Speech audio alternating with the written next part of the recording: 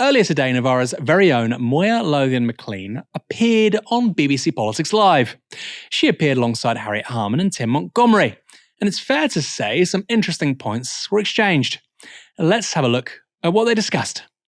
She's blazed a trail and there are more black and Asian women MPs, but actually if you're in a party, ultimately, you have to work to change that party. I want to change that party on this party on women and on black people and Asian people. Moya, she is you've got to do it from within. She is standing. And she's been approved by the NEC. There has been a massive story missed here, which is about the selections process. So the guard is changing, but the question is, how are the people being selected who are coming through? And both on the Conservative and Labour sides, are two dominant parties. There are huge questions about how fair these selection processes are. For example, I was talking to journalist Michael Crick yesterday, who has been closely following these selection processes, and he actually called the standing down of several Labour MPs corruption.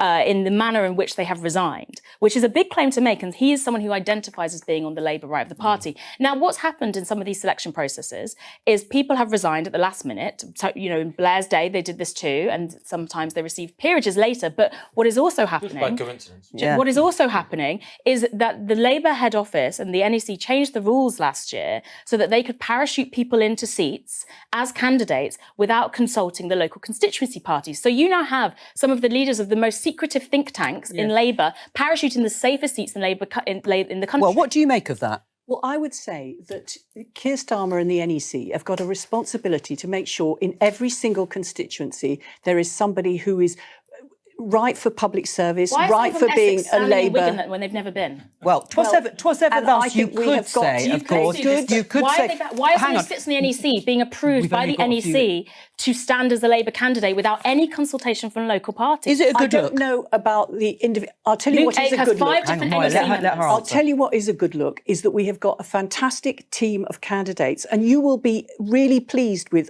all of our, not all of them, but most of our candidates, Moya. Well, let me ask him about it. Moya, amazing. Very hard to do what she's done there, by the way. When you've got everybody being so pally, it's very hard to actually say, no, I really disagree. I think this is really bad. And it's really notable there what Joe Coburn's doing. Moya's asking a very key question here, right? Members of the NEC are basically signing off on members of the NEC being parliamentary candidates imposed without any input from local parties. That's awful, and it's a conflict of interest. You would think that a BBC politics show presenter would care about that, but rather than say, oh, well, that's a conflict of interest, she goes, is it a good look? Is it a good look? I don't care what it looks like. It's a conflict of interest. That's what we should care about. And before that, she said, it was ever thus. Okay, just because something's always happened, is that a reason to carry on? You know, we used to have ancestor worship. You know, is that cannibalism? You know? 10,000 years ago, people were eating, you know, other humans. It was ever us. No, we decided it was a really fucking stupid idea. I would say this is also a stupid idea. Very, very strange. And actually, we'll get back to this in a moment because we've got a few of these clips. It really underscores the unseriousness, the lack of seriousness and integrity in legacy media. Let's go back to today's episode of Politics Live and see what happens next. Tim, you've tweeted this. Gove, Wallace, Javid, May, Redwood, Zahawi, Leadsom, Cash, Clark, all former ministers and former Prime Minister, all stepping down. We're witnessing an absolutely massive changing of the guard. What impact is it going to have? Look, we're sat here with one of the most influential parliamentarians of the modern era, Harriet Harman. What she did with the Equalities Act, I didn't agree with it. But she, not all of it anyway. But you left your mark on politics to a huge extent. I reckon if you were part of the Labour team now, you'd be a more effective minister than you were a few years ago because you've all your lessons.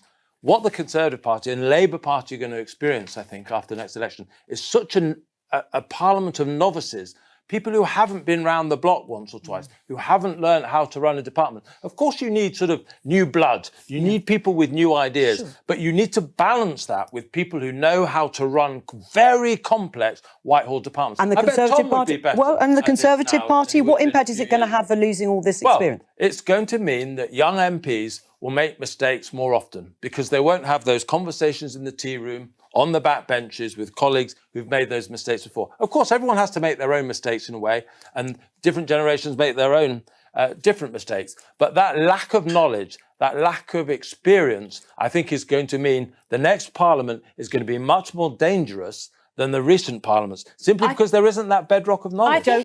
This makes me laugh. Why don't we just have legislators for life?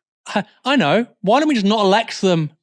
Tim Montgomery is basically arguing for an unelected aristocracy. Why don't we just get rid of the House of Commons, the House of Lords? They've got so much experience. We won't have any young people. It will all be 80-year-olds with inherited titles. Loads of experience. Well, sometimes you've got experience and you're wrong about stuff. Sometimes the experience you've accumulated has meant that actually you can't solve the problems. Very strange. Very strange. I mean, that's the point of democracy, is that new people can come along and fix things. Moya proceeded to make a really excellent response. I think it'd be more dangerous, but the people being parachuted in are not new young MPs. A lot of them are people who've surrounded these parties for years as lobbyists, as think tank directors, as special advisors. And you don't think that that is going to be productive? I don't think it'd be productive when it's a lot of people who haven't shown any great genius for politics instead of showing great genius for networking and changing hands with money. I mean, if you look, for example, I think you can relax, Tim. I think it's going to be absolutely fine. Rachel Reeves has been almost heading for the chancellorship since she was about 14. Right. Keir Starmer is a serious person, and I can tell you don't need to lie awake at night in your bed. They will be a cracking. Will you accept a peerage? Will you accept a peerage? I have said I would if I were lucky enough to be offered one. Oh, so you would go into the House of Lords? You step down whether they will accept peerages nobody's actually. Goodbye from all of us here. Bye-bye. This is meant to be a politics show. This is meant to be. It's worse. It's meant to be a politics show during a general election. I'm not watching light entertainment. What is this? I'm not watching Countdown, right? I'm not watching Dale Winton Supermarket Sweep. This is meant to be a show in the heart of Westminster talking about the national life of a country of 68 million people. What on earth is going on?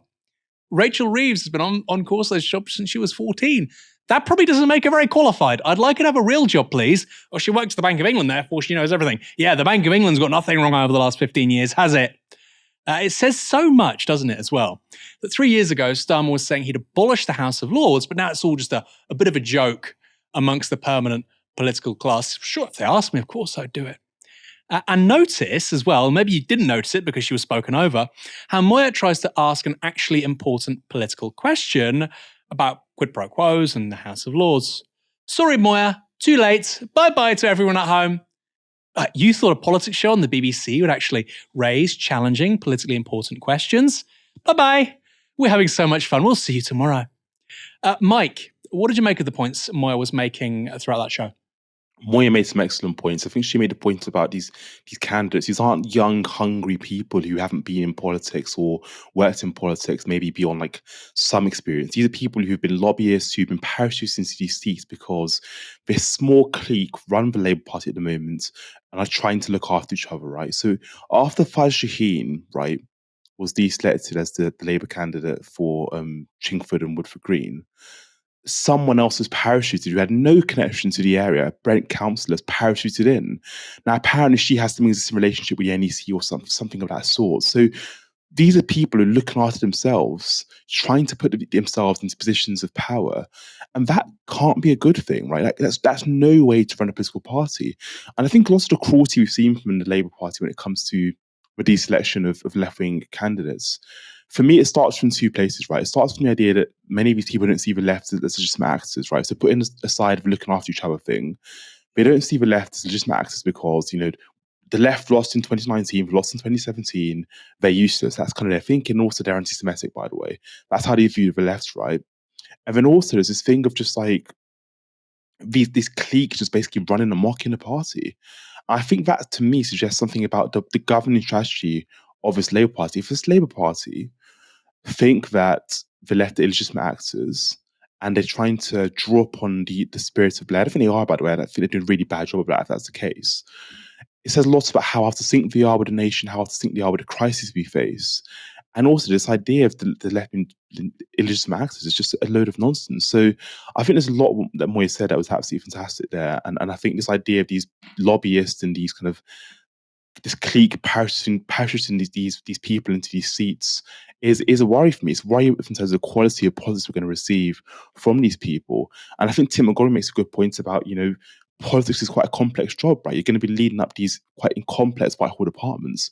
Are these lobbyists who essentially are looking out for each other, are they going to do a good job at heading up these departments if they become senior ministers? It remains to be seen for me. So I think there are a number of points Moya raised are really good. And I'm always happy to see if it's Moya or Ash or yourself doing a really good job on legacy media, because I think the more kind of progressive thinking we get out there, the better. And I think so often these shows can be quite pally. And it's like, very like, debates aren't going in the direction they should be. It's all very pally and, everyone's being quite nice. And I think at this moment in time, I just said, Aaron, we do need an element of kind of ferocious debate. We need to ask uncomfortable questions, right? Questions about selection processes and what this might mean for the governing strategy of a party. For me, like I said, I think the way the Labour Party has treated some of its candidates suggests that if it can treat its own in that way, what does it mean for them as vulnerable in society today? These are the questions we need to be asking, but we seem to be avoiding them. So it's good on you and Ash and Moya that we're asking you difficult questions whenever we get a chance. Well, that's very kind of you to say. I think I've been blacklisted by the daytime BBC politics people, but that's fine by me.